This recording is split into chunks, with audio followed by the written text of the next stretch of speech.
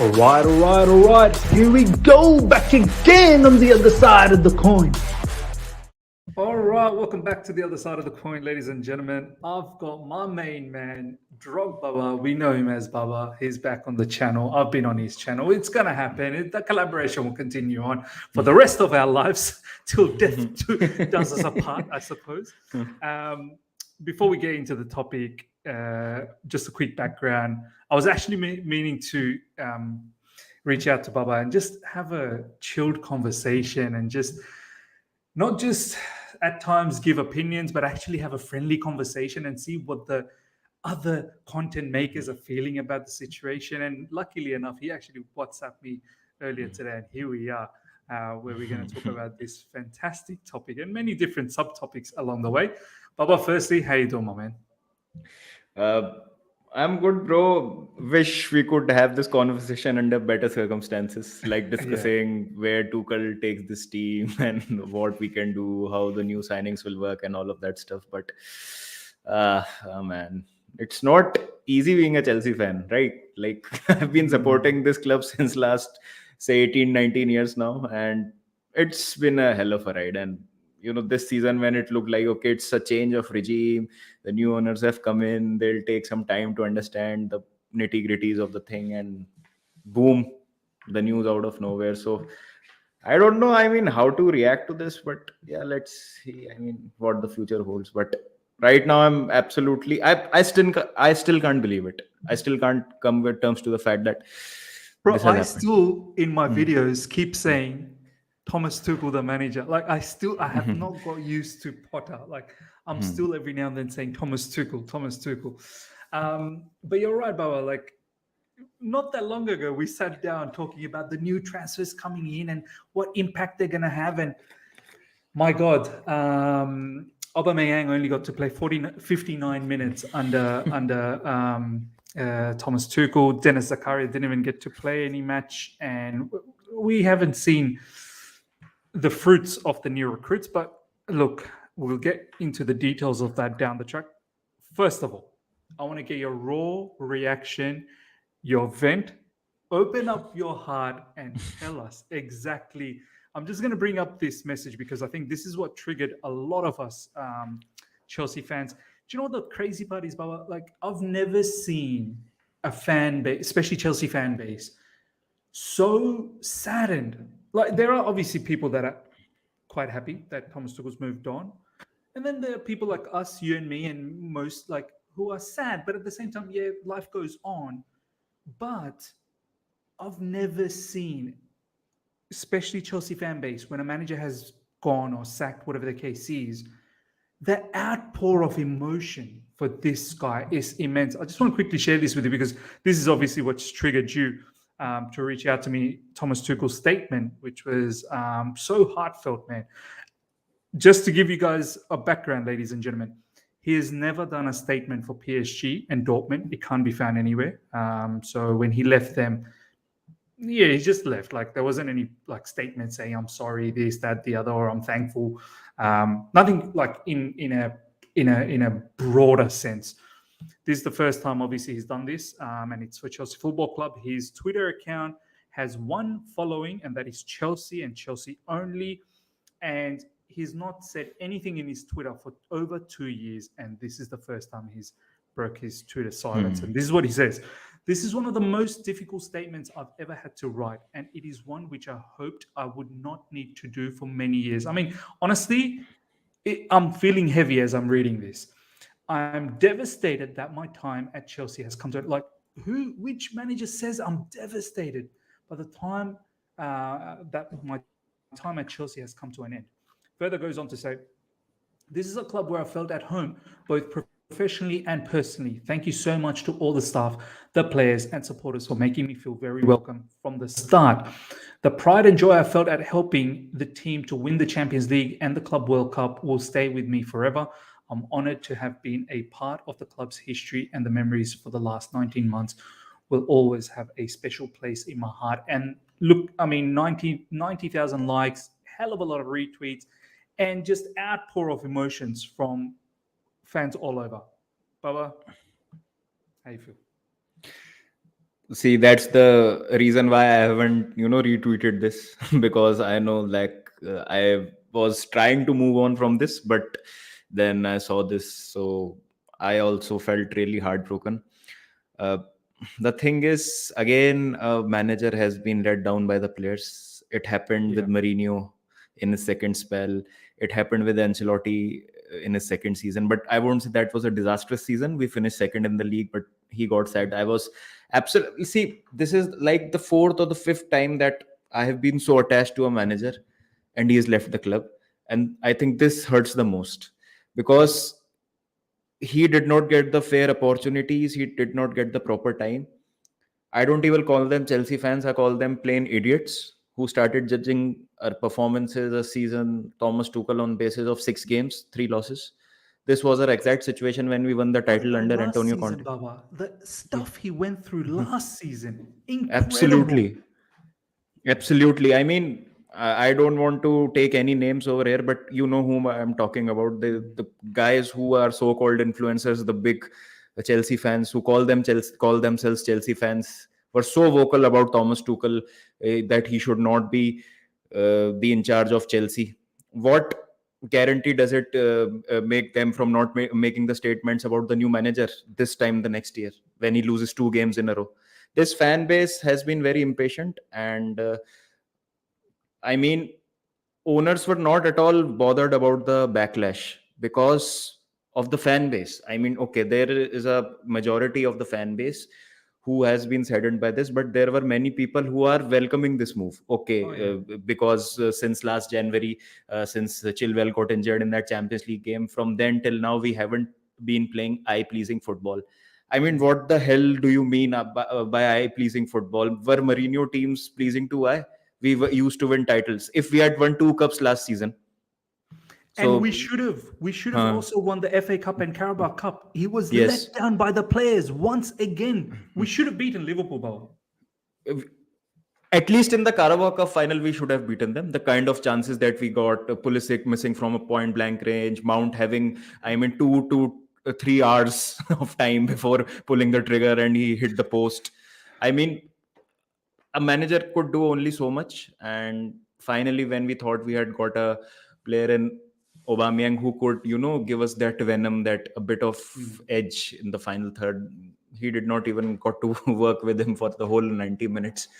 Now, coming to the Thomas Tuchel side of things, okay, people are saying he was a difficult man to work with. Athletic, put out that podcast with David Ornstein and Simon Johnson, and that whole article came out that he did not get along with the ownership, and they were not very pleased with the statements after that 4-0 loss to against Arsenal and all of that.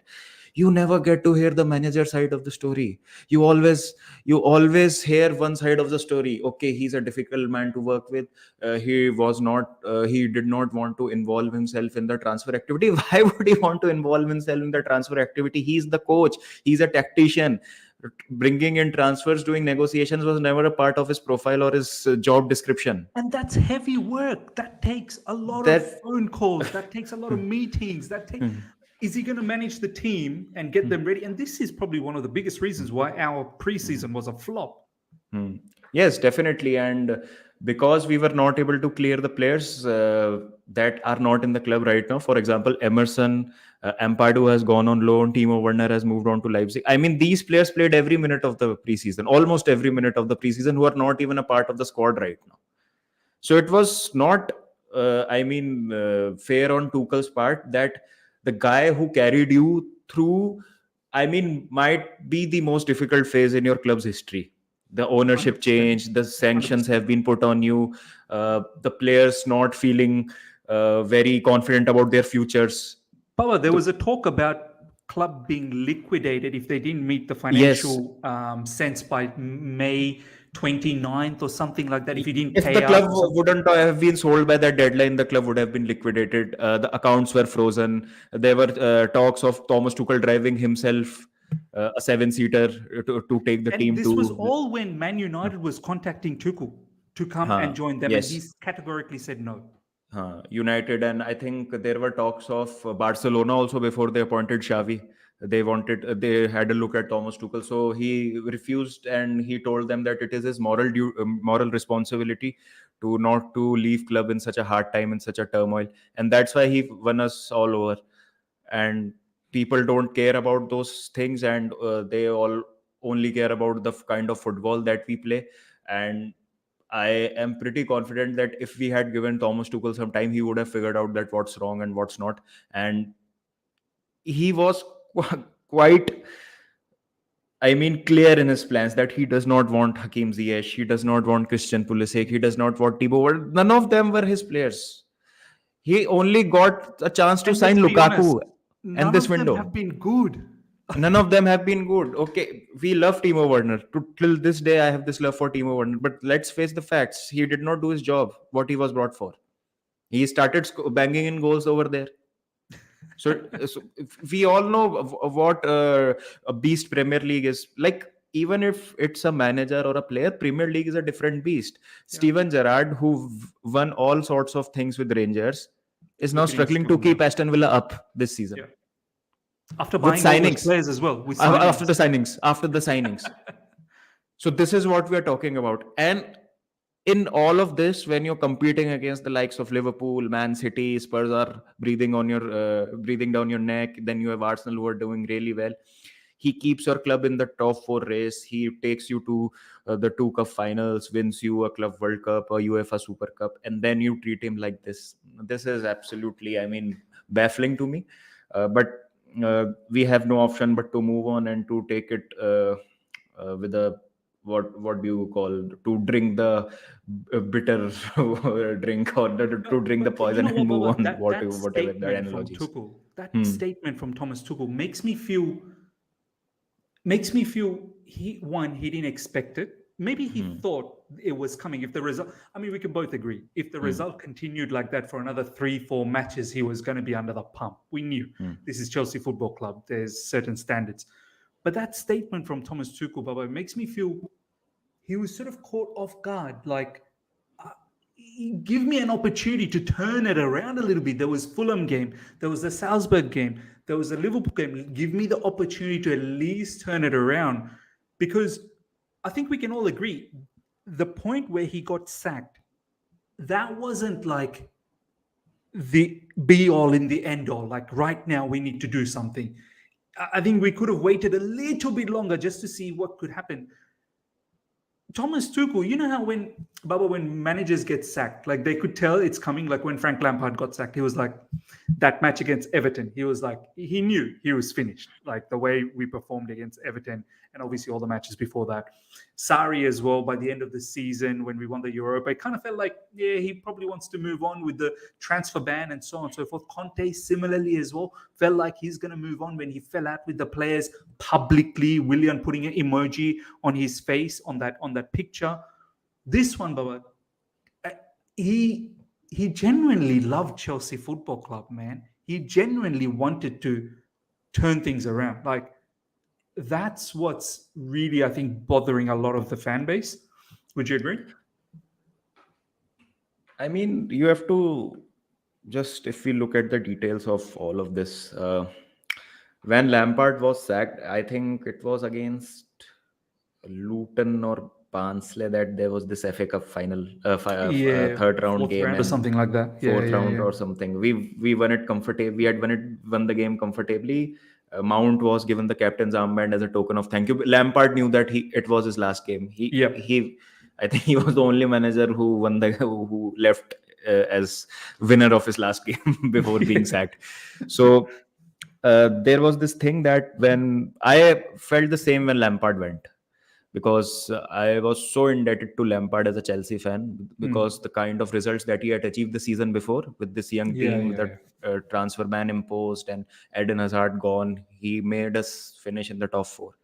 And we were really playing well in the first half of the season till December when he got sacked. So I was like, I think we were first in the table at one yes, stage. we were first in the table, and in a matter of, I think, 35 days, he got sacked after that. Yeah.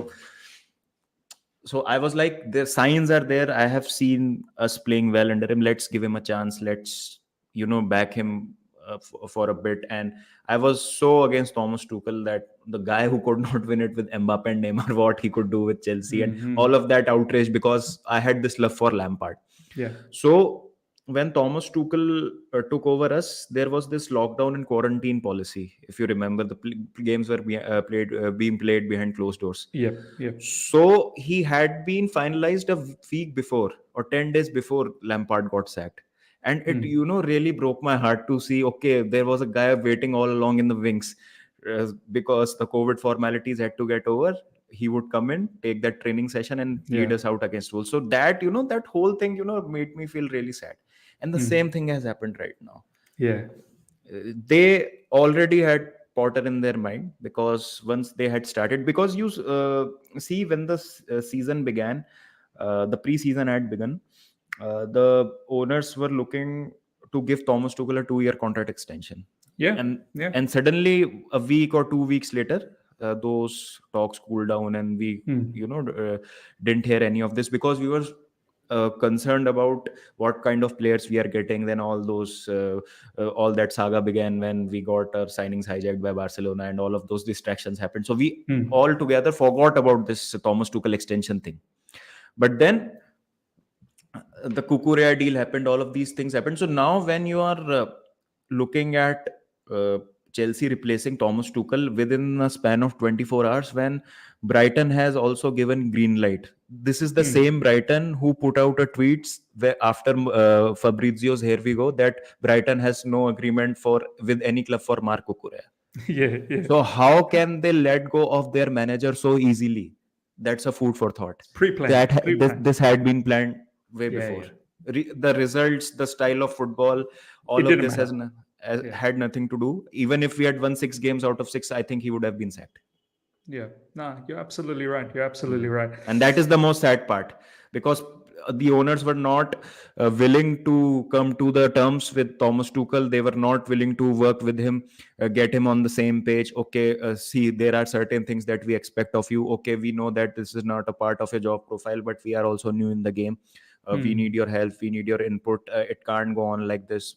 But if it goes like this, we will have no point. But we will have no choice but to let you go, and all of. So I think this conversation has not happened. I believe so, because if you are to find a solution, then you need to have a two-way conversation, like civilized people. And I think all the owners want the things to go their way. They want their man in charge. Apparently, Graham Potter is that guy. But what assurance does Graham Potter want? And see, all of this thing that Ronaldo was the issue because Boehly wanted Ronaldo and Tuchel was not in favor of getting Ronaldo. So what guarantee does it give to Graham Potter that, for example, next summer Lionel Messi becomes a free agent? For example, I'm giving an example. And Boehly wants to go all out for Leo Messi, and Potter is not in favor of that move.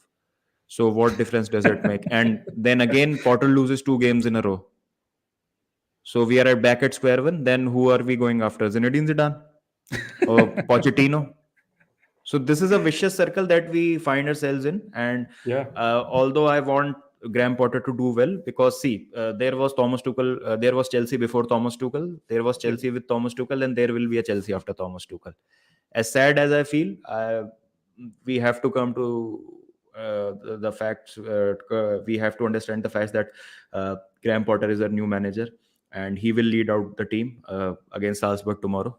And we have to back the team. We want a team to do well, but I understand. Let's see, we cannot, blame Potter now. I mean, a 100%. Lot of us were angry. He's done Thomas nothing Tuchel wrong. When Lampard, yes, he's Graham done Potter's nothing wrong. I don't know how the fan base will receive Graham Potter. I haven't seen any outrage against Potter, though, to be honest, because there was this fan base who understood that we were not playing particularly well. But again, it brings me back to the point that was Tuchel given a fair chance to turn this around?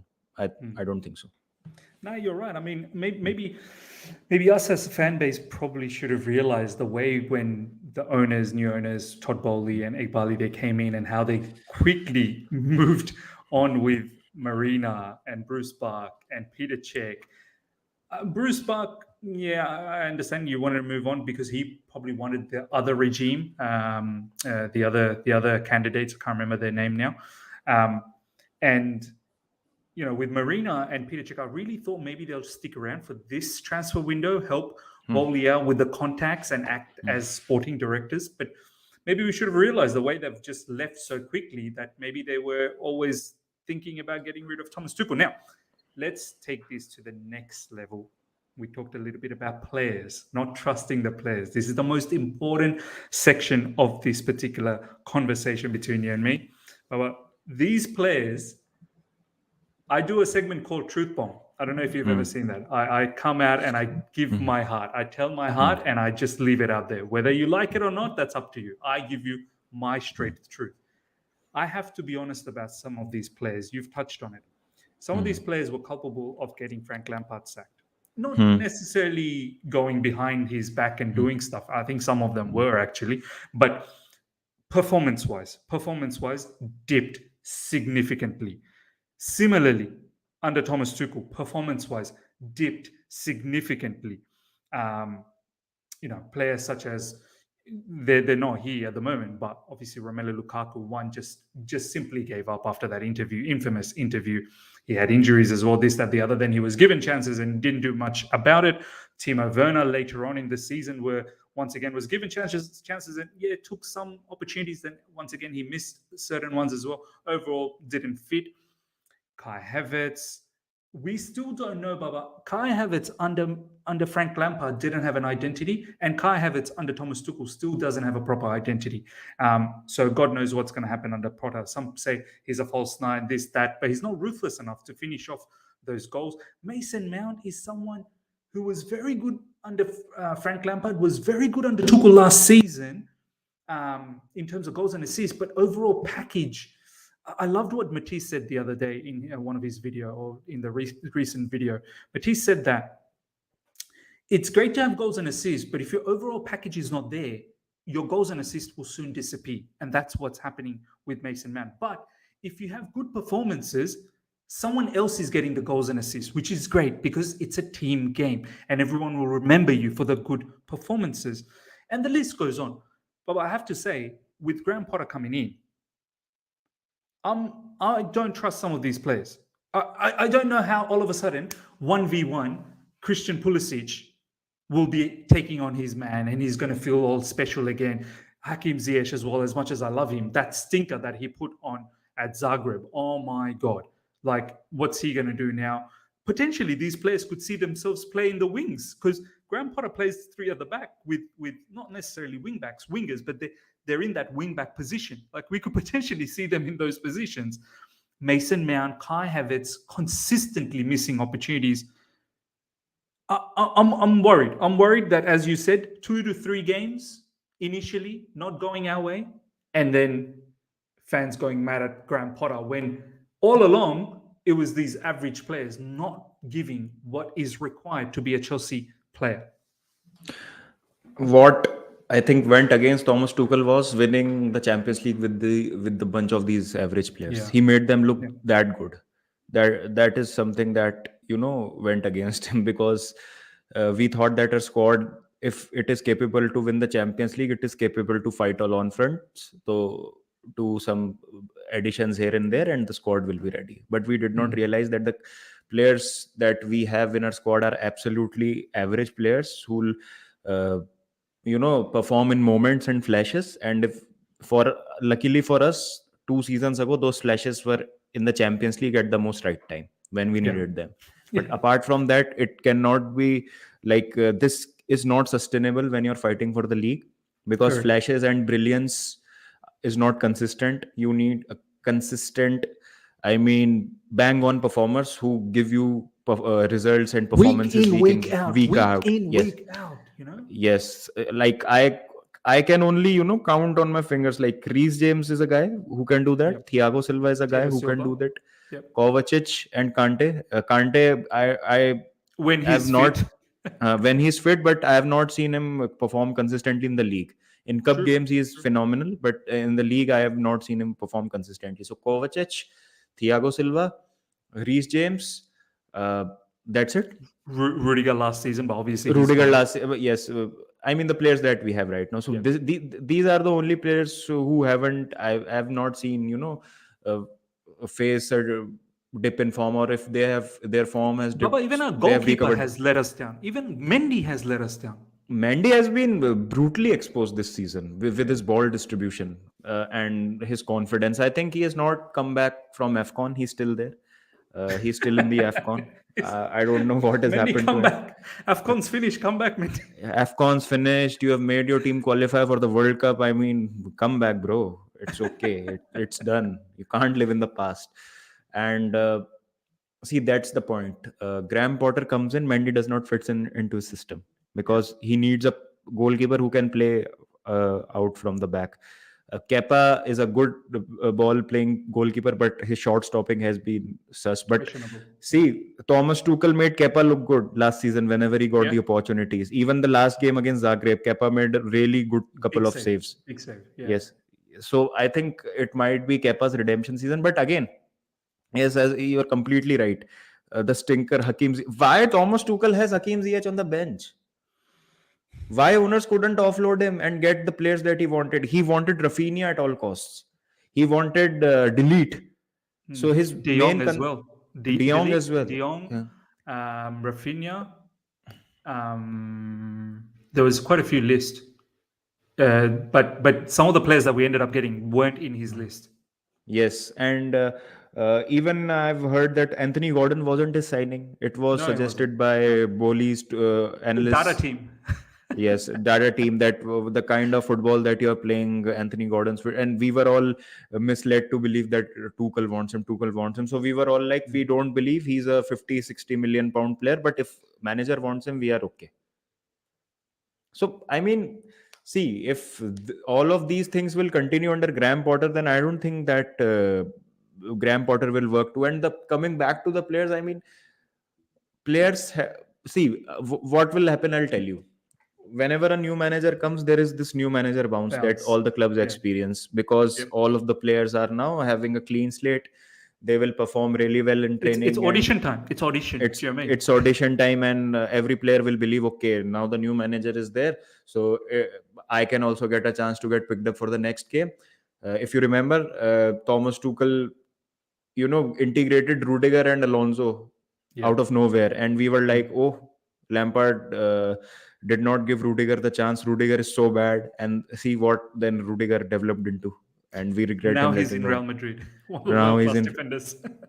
Now he's in Real Madrid. So we'll definitely see one of the players, getting a resurgence, and one of the regulars right now. For example, Jorginho will not have a place in Graham Potter's system, as far as I know. What I've seen Brighton play and what the style of football, we will see a lot of Gallagher. So again, the same situation. The unhappy players will form a coup against the manager.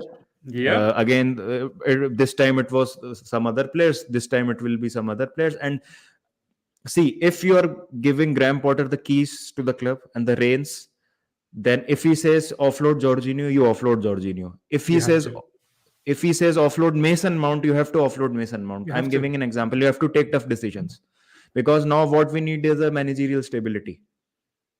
Previously, what we had was a core of players. We always had these Drogbas, the Lampards, the John Terrys, who used to carry the team. Ashley Cole, the core of the team. So all the managers who came and went, you used to have a good pool of players who could take onus on themselves, who could turn up that night. Do you think Di Matteo won us the Champions League? I don't think so. Di Matteo won us the Champions League. I think Drogba, Peter Cech, Lampard, Terry, they won us the Champions League. The Napoli game, the comeback that we had 4-1 against Napoli in the second leg at the Bridge. Unbelievable. It was not Di Matteo's tactics. It was Lampard, Drogba, Terry rising to the occasion. So that's why it had worked previously. You sack the manager, you bring in new manager, he'll win a trophy for you. Because it was very easy to manage these players, because these were quality world-class players. You don't have quality players right now. So this won't work. You need managerial stability. And this narrative of player power has to, come to an end. Case in point, Manchester City. They refresh their squad. They move on from the players, they refresh their squad. They have let go of Gabriel Jesus and Sterling and Haaland and Alvarez. And Pep is the main guy there. If a player is unhappy, let them go. Mm. Ferran Torres came in, For not happy, let him go. He does not mess about. And this is a very good point, Baba. If Graham Potter gets to a situation where some of the fan favorites, players like Jorginho or any other players, he doesn't like and he wants them to be gone. You know how the fan base works, Baba. Like one of their favorites is now getting shafted around, thrown around. They'll go against the manager. They'll start doing all sorts of propaganda on social media. These things, I kid you not, clubs they see. Thomas Tuchel broke a 2-year silence to put a statement in Twitter. You know why? Because most fans these days are on Twitter. They see what's going on. He's not stupid why he did that, because that's where you get the most exposure. I can now see over nearly 250K of likes off the back of that Thomas Tuchel statement.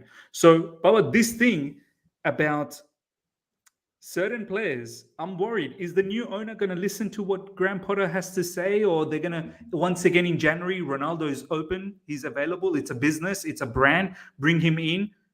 Are they going to force players on Graham Potter, or are they going to listen to him? Because if they force, we're back to where we are. Exactly, and that is exactly what Roman Abramovich also used to do on managers. He used to force players on them. Carlo Ancelotti never wanted Torres. He got him. Mourinho never wanted Shevchenko. He got the player. But again, that was a different era. The margin of error we had was huge because we were one of the few clubs who had deep pockets. Right now, it's not a matter of who has the more money. Everyone has money these days. West Ham has money, Aston Villa has money. Newcastle is the new daddy in town. It's all about a sporting Nottingham project. Forest bought 24 or 26 Nottingham players. Forest, yes, they bought 159 players. I don't know how many signings they have done. So, see, the point is the club with the best sporting project will win. Yeah. No, a club with the most money will not win. And the sporting project, I think there are 3 pillars to a sporting project: the manager, the director, and the owners. Yeah. If you see, I think it is not even a debate. The best sporting project right now is Man City in the world. For sure. Yeah. I won't listen otherwise. Like they have a ambitious owner, they have a good sporting director, Begristein, who is working in beautiful sync with Pep. Yeah. And all these 3 pillars are absolutely on the same page, and they're absolutely aligned together to work for a definite goal. Here, what we had was manager and the owner. There was no sporting director. There was no bridge between the manager and the owner. Manager and owner should not be in direct contact. Yeah. Because there is always a massive misjudgment, sometimes on the part of the owner, sometimes on the part of the manager. So it's the job of a sporting director to bring that balance. So what we had to do was, the first thing that the owners had to do was bring in a sporting director. Yeah. Now that Graham Potter has been brought in, and the sporting directors are also being scouted with his consultation. Luis Campos' name has been thrown around. Maxwell, Luis Campos, Michael Edwards. So if all of these 3 entities are on the same page, then I see us doing really well. But if one of those 3 wheels are not aligned, then it's you have seen a tuk-tuk, right, with 3 wheels. so if one of the wheels is a bit wobbly, yes, the tuk-tuk will it will not run. It will collapse. So our club is right now is like a tuk-tuk which does not have a wheel right now. We don't have a sporting director. So if sporting director and owners and Potter, for example, Ronaldo, I'm not like hating on Ronaldo, because people will only focus on the words. They will not understand the meaning what I'm trying to say. I'm okay. I won't use the word Ronaldo. I'll say ex-player. I'll say ex-player is wanted by the manager. So if the sporting director is convinced and the manager says, okay, you get this player, but that player should not create a ruckus in the dressing room. I will not give him the game time. You want him for your marketability, good, fine, get him. But I won't promise that how he'll fit into my system. He should not, create this environment in the dressing room. That is your job, to communicate him while you sign him. You sit down with his agent, with the player, and communicate him that he'll get only 10 games out of the next 30 to play. And if he does well, then he'll be up for selection. So if he's okay with all of this, then I'm okay. But make no mistake, once he start doing that, I want him out of my club. If these conditions are fulfilled beforehand, then there is no problem. You get whoever you want. But the team is mine. You will not question what players I will put on, what 11 I will put on the field. And if all of this is done, and if Graham Potter is given that authority, then I think it's okay to load players on him. But before that, it has to be absolutely made clear that what Potter wants and what kind of football he wants to play. Baba, it's once again a fantastic point that you just touched on just before you finished that sentence. Don't question the 11 that I'm going to put on. Don't question my strategy. Don't question my tactics. You've given me a job. Trust me to do the job. And if I fail, then you make an action. But don't question. Apparently, this is what some of the athletic articles have been saying, and also Matt Law. They have questioned Thomas Tuchel for his starting lineups. Why are you doing this? Why are you doing that? I heard that 4-4-3. They wanted him to play 4-4-3 or something. We shall not talk about that. We shall. I hope that's just a rumor or just some silly joke. No, from athletic. That's legit. Anyway, we'll not talk about that. Some people take that a bit offensively. They feel a bit unhappy that, surely our new owners cannot be like that. I will also judge, surely the new owners cannot be like that. Anyway, that's by the side. The point I'm trying to get to is, do you think it's fair? I know you own the club. And you have a vested interest. You've spent a lot of money. But you've assigned a person to manage. Is it fair to go out to them and say, explain to me your starting 11, explain to me your substitution, let's just say, explain to me your strategy, explain this, explain that, explain what happened in the team meeting, how did the training? Do you think, for me, that seems like micromanagement? Like these are not like baby coaches. Like these are experienced coaches. Like, I don't think Graham Potter, and we'll get to Graham Potter very soon, I don't think the new owners, I don't know what sort of regime they want to sort of create. That attitude of consistently asking what you're doing, what's happening. I don't know, is that fair, or is that like, I don't know how you feel about that. I think that was being done to Thomas Tuchel to piss him off, to be honest. Just to drive him out. I think they knew that the guy is see, what I have seen of Thomas Tuchel is that he wants everything to be pinpoint perfect, and he doesn't like to, be questioned, and whatever I don't know what's true or what's not. He was a control freak. That is what it had come out, and he did not like to be questioned. And it was reported that Eghbali had told him to please report to him every day after the training session, what is there, what's not. So I think that was. And he apparently sent his agent. He didn't go. Yes. So I think that was being done to, just let him know that the ownership is not happy. And I think there was the statement that we have an adversary among us rather than a companion. I have read this also. Thomas Tuchel was being looked at like this. So I hope it does not happen with Graham Potter.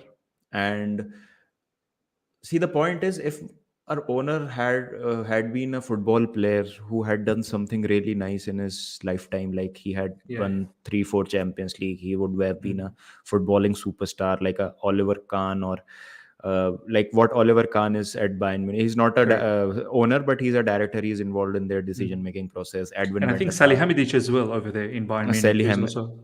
Yes, Salihamidzic. And if Franz Beckenbauer was a sporting director, or players of this stature, then if they ask you a question, then it makes sense.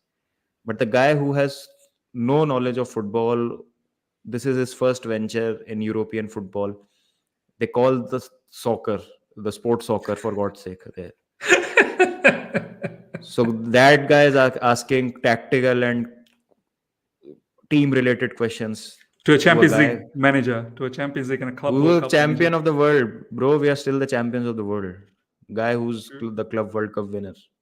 It does not make sense. And if it continues to happen with Potter, see, Glazers did not do that, right? Glazers also did not, used to question the manager. They were like, okay, we'll not invest in the club, we'll make very bad signings, but at I least think we'll the not Glazers question the liked manager. Glazers actually liked Ole Gunnar Solskjaer.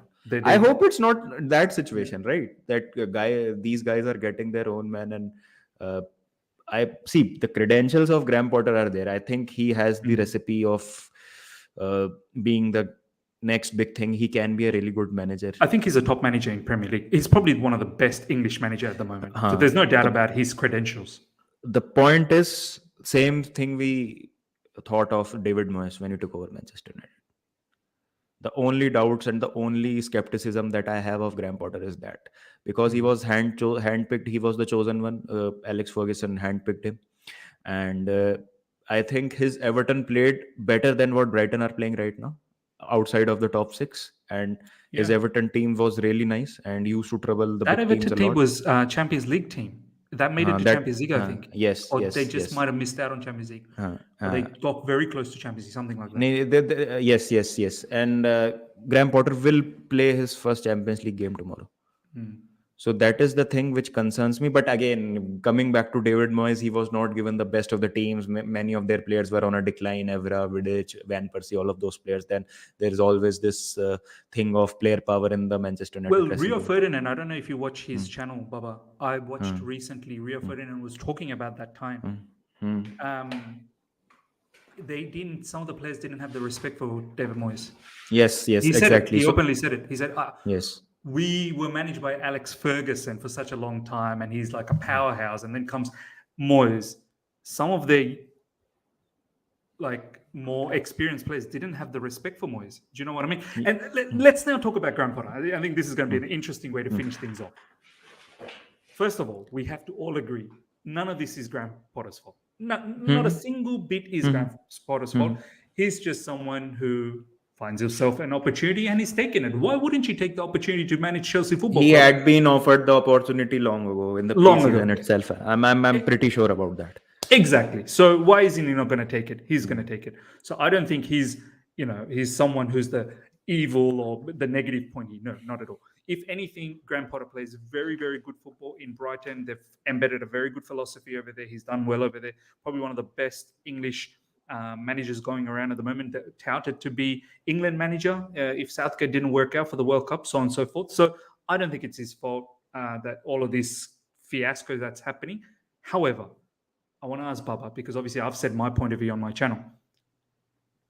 Players, like the way we talked about David Moyes in United, Rio Ferdinand and all of these, we've also got some experienced players. How are they going to treat Graham Potter? How's Graham Potter going to manage a bigger squad than Brighton? Because in Brighton, it was a smaller squad. They only played mostly once a week. In Chelsea Football Club, you're going to sometimes play 3 times a week. Player rotations. What do you do when you have certain players disgruntled? What happens when you're unable to give certain players enough game time? How do you manage all of the different egos? Let's be honest. The players, no disrespect to the Brighton players, but maybe they were a little bit easier to control. But players that are in Chelsea Football Club, do you know what I mean? Like, I earn X amount of money, this, that, the other. How do you manage that level of ego? Because Graham Potter, let me tell you something, my man. These players have been successful to kick out many managers before you. So, a food for thought. Baba, what's your thoughts around that? I think that is where the synergy between the director and the owners come in. Like owners are blindly, giving the keys to Potter. That is what it seems from the outside. So they have to look into Graham Potter when he gives a feedback or he gives a certain instruction about the player, or he informs something about the player to the ownership. Okay, this player is not working for us. This player is a problem. Please get rid of this player. Much like Arsenal with Arteta. Yes, much like Arsenal with Arteta. And for example, Hakim Ziyech, Tuchel wanted Ziyech out of the club, and Chelsea were not willing to let him leave on for a loan. Ajax, but Ajax found the whole package very costly for Hakim Ziyech, and that's why the transfer did not go. So that is something that needs to go in Potter's favor. And again, this is one of the things that was done to make Tuchel a bit more fidgety, to be honest. These are things that leads to a sacking. These are the things Yes, that leads to a sacking. these are the things exactly. And when you let players who are not on the same page with the manager, you are brewing an atmosphere yourself, which will make team a disgruntled unit, which will which will keep the Create morale down of the disharmony, team. create Created separation. yes, absolutely. So I think apart from Sterling, none of these players are Tuchel signing, to be honest. I don't think so either. Yeah, maybe Even Aubameyang. Aubameyang, Maybe Aubameyang. I don't think so. He wanted Aubameyang also because It we was did probably not the get. last ditch effort. Yeah. Yes, so I think, see, these players will have to take onus on themselves, and I'm definitely sure we'll see one or two academy players breaking through this season, which were being left out.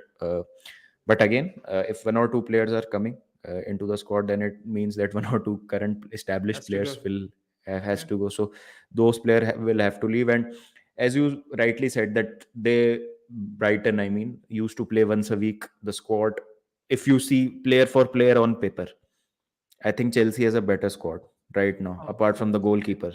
Yeah. Sanchez, I think, is right now better than both Mendy and Kepa. But apart from all the players that we have right now, it's a better squad. Of course. So it's a double-edged sword. You get a better squad, you get a big squad, but you get that ego also along with it. I have read this that Graham Potter is is very well versed in some social aspects of the game. Like he has done this emotional intelligence. emotional intelligence and all of those courses he has done, and he has said that he has been he has made a name for himself as this great man manager. He knows how to manage squads, and all of these things look really nice from the outside, and it looks like, okay, he'll be a perfect fit. We play three at the back. Brighton played three at the back. Kukurea is here. Kukurea was there, and all of these.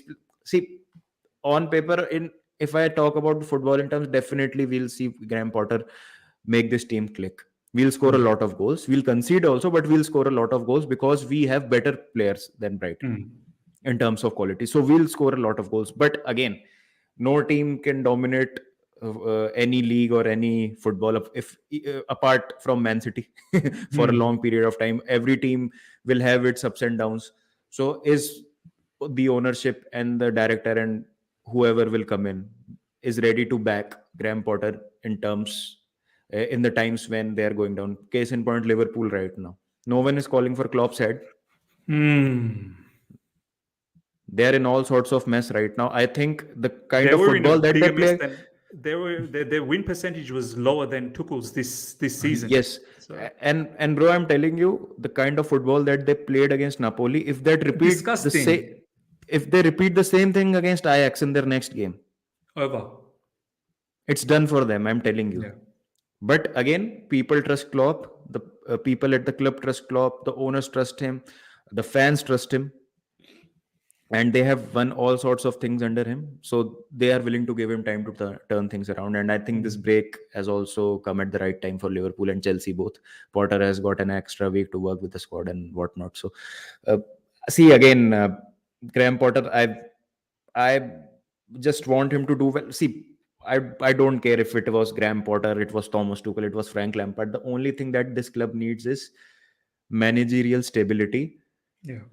And a unit, a pool of 20 to 25 players handpicked by the manager. Not even a single player in the squad should be, from the previous regime or the player who is unhappy or see, this is something which, really makes me tick. You terminated Barkley. You went out of your way to offload Batshuayi after the transfer window. Even the negotiations had failed with Bournemouth. You shipped him off to Turkey with some loopholes in the system, all of that. Then you let go. Then you let go of Kennedy. By the way, all of these players played in the preseason. Yep. So you could have done this before the transfer window had started. ठीक है? उसके बाद after that, if you see all of these other players that the new manager wouldn't have wanted, they're all gone. Yeah, Timo Werner was part of the preseason. Yes, Timo Werner gone. Then Batshuayi, Emerson left, Alonso left. Emerson Alonso left. played in the preseason. Yes, Alonso left. He played in that game against Udinese. Yeah. So why did you not do that with Hakim Ziyech? Why did you not do that with Christian Pulisic?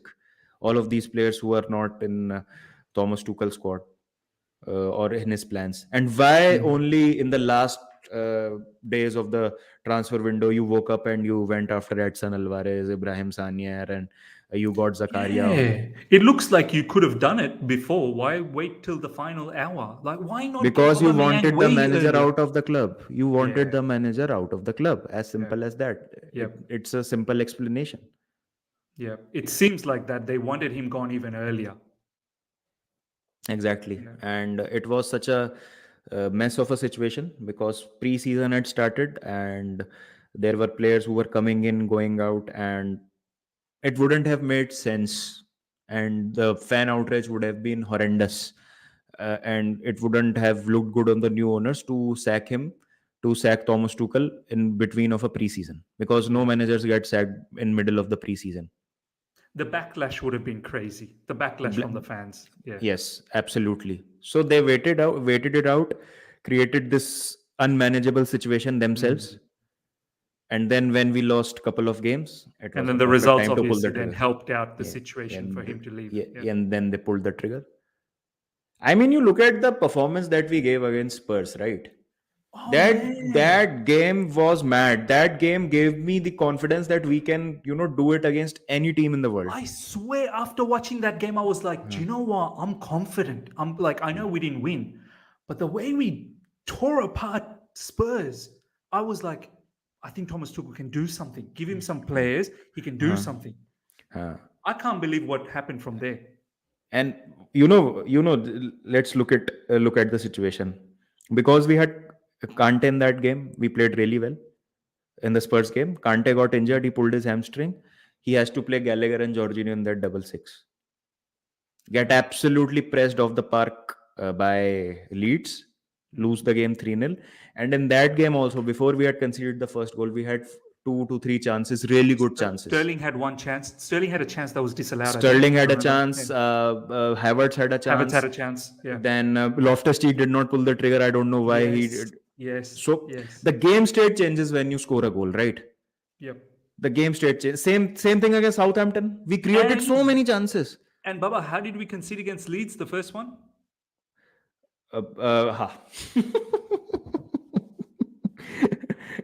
I think he did not come back from AFCON, I told you. So he was still waiting for the players to Koulibaly to arrive and to collect the ball from him. So the players are at 6s and 7s and Koulibaly gets a cheap red card and players don't want to step up. And see, this is the thing which really makes me sad. The owners wanted the manager out from the day one. It's not about the results. It's not about the 4-4-3 that they want him to play. They wanted their guy. They wanted their guy. And let's hope he's not some puppet or a yes man who just wants the owners to be like in charge over there. And it's like owners be like, okay, we are giving you all these players. Don't ask me for another player for the next 5-6 transfer windows. I just wonder, Baba, this is the final question I want to ask you. How will the fans react as soon as we hit the first stage of struggle? They'll turn their back on him. They'll turn their back on him. This is what I mean. I've been saying in my video that the ambition is still top 4. The ambition is still go as far as possible in the Champions League. But don't be surprised if we fall out of top 4 because it's a new manager that's going to try and embed a new philosophy. Many players are the same players. I had stated this very categorically, is that even if we finish 10th, we have to back Thomas Tuchel. Exactly. Even if we are in for a long and painful season, you have to, bear the trolls, you have to bear the memes, you have to take the banter. But if you want to achieve great things, you have to back Thomas Tuchel, and next season we will be a force to reckon with. Consider this as a preseason, an extended preseason. Don't play Europe next season. What difference does it make? We did the same thing under Antonio Conte. True. We won the league. So we have to give that benefit of doubt to Thomas Tuchel, because the makings of a good manager are there. The makings of a good team are there. The all of those things that we saw were there. But again, uh, as you've rightly said, 2 or 3 games Potter loses in a row. Okay, he's brought from a mid-table team. We needed a Zidane to manage the egos. Why do you have to manage the egos? I don't get this point, right? You have to manage the egos. You're not Real Madrid. Yeah. You're not Barcelona. You're not Bayern Munich. What ego? Like what these players have done in their life that they have this much of ego? You have to manage the egos. You have to manage. These are not stars. Don't Yeah. mistake These are yourself. not You're Galacticos. Chelsea. These are not Okay, Galacticos. yes, your Chelsea Football Club. You love your team, fine. You will support your team, but understand that these players are not on par with the players that Real Madrid have, the players that Man City have, the players that the other clubs in Europe have right now with them. Mm. So what egos are we PSG. talking about, man? PSG. We cannot stand toe to toe against any of the teams that I've mentioned right now. Mm. Might be in 2 to 3 weeks' time when Graham Potter imprints his authority on the team, but right now I don't see that. And I've always said this. See, it is very easy to support a team when all is going right, all is rainbows and sunshines, you're winning trophies and all of those things. But the real fans are those fans which support the team when the team requires the backing the most. True. Like your team is like your child. You don't throw your child out of the house when he fails in an exam, right? Yeah. You pick him up. You can give him a feedback. Okay, these are the things that you can do better. You can criticize some of his things, but you cannot hit him and you can throw him out. You can't disown him. You can't disown him. So you have to back him. You have to believe in his abilities because he has done some great things before. Exactly. So you support him, you give him that confidence, and then he'll come back stronger. Definitely he'll come back stronger. So that is the same thing with your football team or whatever sport you follow. So how can you turn your back once your team loses 2 to 3 games? Suddenly Mason Mount has become the worst player on the pitch. Suddenly uh, every other player has become the bad player. Okay, I agree. Mason Mount has to be blamed alongside many players who didn't turn up when Tuchel needed them the most. 100%. But same thing is with the players. Same thing is with the manager also. And see, you have to back the manager now. Players, I don't think deserve backing now because we have backed the players enough. Baba, we have to back Potter. I'm worried what type of performance we're going to see against Salzburg. But if we see some really, really bad performances from certain individuals, I think now, and this is what I said, ladies and gentlemen, I'm going to be very ruthless with some of these players because I don't want another manager to be kicked out of this football club. No more. As Baba said, stability. What's done is done. Tuchel's gone. What's done is done. It's finished. Because you don't have a team right now who can carry you. You don't have quality. You don't have a Drogba who can score in every cup final. You don't have a Frank Lampard who can change the game in a moment. So you don't have these fighters, these warriors, these players who can be leaders on the pitch. Every one of them was a leader on the pitch. Yeah. Right now, apart from Reece James and Thiago Silva, because Koulibaly and other players are new, so I won't keep them in that bracket because they have not played even 10 games for Chelsea. So already the players who are there, Mason Mount in some capacity. Apart from that, no one is a leader. Jorginho wears the armband, but can you see him leading the team? Because he's the player who is being overrun so much in the midfield these days that no one takes him seriously. It's a fact. It's a bitter truth. You have to look at some of the players. So it's just an example. Mendy has been absolutely horrendous. You have to take a tough decision. You have to play Kepa if he does not do well. So let's see what happens. I hope for the best, but this fan base has to realize that there are certain things that you cannot be reactionary about, and no team can win all of their games. Yes. So you have to support your team, back the manager, and as Mr. Arteta had said, trust the process. We are in a process, ladies and gentlemen. We're in that P word, the process. We are here. Ladies and gentlemen, hope you guys have enjoyed this. Smash the like button if you have. And keep the comments respectful. Understand what the context of our conversation. I think we've pretty much kept everything very neat and tidy and covered everything that we could. And we've also made the statement that none of this is Graham Potter's fault. And we wish him all the best. And hopefully he can weed out whatever the issues there were in the team. and maybe he can make the team blossom down the track. We hope he makes the team blossom. Check out Baba and his channel. The link is in the description, plus it's in the title as well. Please give him a follow. He's an absolute superstar, especially in the subcontinental region. But I want him to take over the world. He needs to take over the world. Baba needs to take over the world. Thank you so Please much. subscribe to his channel, and we shall see more collaboration down the track. Until next time, everyone, take care. See you. Up the Chels. Bye bye, guys. Take care.